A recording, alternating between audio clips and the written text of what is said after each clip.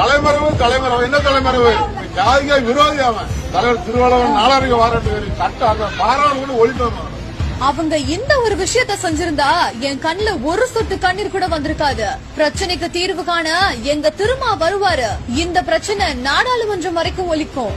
ஆவேசத்தின் உச்சத்தில் பேசி கொட்டிய கவினின் தந்தை. என் பிள்ளைய வெட்டுதியா மவதான போன் பண்ணி கூட்டு என் பிள்ளைய வந்து காரோட மேட்ச் இருக்கா.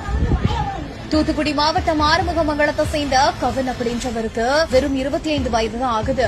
இவரு சென்னையில இருக்கக்கூடிய ஒரு ஐடி நிறுவனத்துல வேலை பார்த்துட்டு வந்ததாகவும் சொல்லப்படுது. காதல் விவகாரத்தில் ஐடி இளைஞர் கவின் அப்படின்றவரு நெல்லையில வெட்டி படுகொலை செய்யப்பட்ட இந்த ஒரு சம்பவம் தமிழ்நாட்டையே உலுக்கி இருக்குது. தன்னுடைய சகோதரிய இந்த இளைஞர் காதலிப்பதை பொறுத்துக் கொள்ள முடியாத பெண்ணோட தம்பி அவரை திட்டமிட்டு அழைத்து சென்று சரமாரியா வெட்டி இருக்காரு. இந்த ஒரு சம்பவம் தமிழகத்தையே உலுக்கி இருக்கக்கூடிய நிலையில காவலராக இருக்கக்கூடிய பெண்ணின் தந்தை மற்றும் தாயை கைது செய்ய வேண்டும் அப்படின்னு கவினோட உறவினர்கள் போராட்டம் நடத்திட்டு வராங்க. அது மட்டும் இல்லாம அவரோட உடலையும் வாங்க மறுத்திருக்காங்க. அப்படி இருக்கக்கூடிய வேளையில இப்போ கவினோட தந்தை எனது மகனை வெட்டி இது போல அவங்களோட மகளையும் செஞ்சிருக்கலாம் இல்லையா? அப்படி செஞ்சிருந்தா நான் அதை பாராட்டியிருப்பேன்.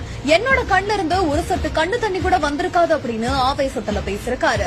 அது மட்டும் இல்லாம திருமாவளவன் நாளைக்கு மறுநாள் வராரு, எங்களோட பிரச்சனை பாராளுமன்றம் வரைக்கும் ஒழிக்கும் அப்படின்னு அவரோட தந்தை ஆவேசமா பேசிருக்கக்கூடிய இந்த ஒரு வீடியோ இப்போ இணையதள வெளியாகி பகீர கிளப்பிட்டு வருது.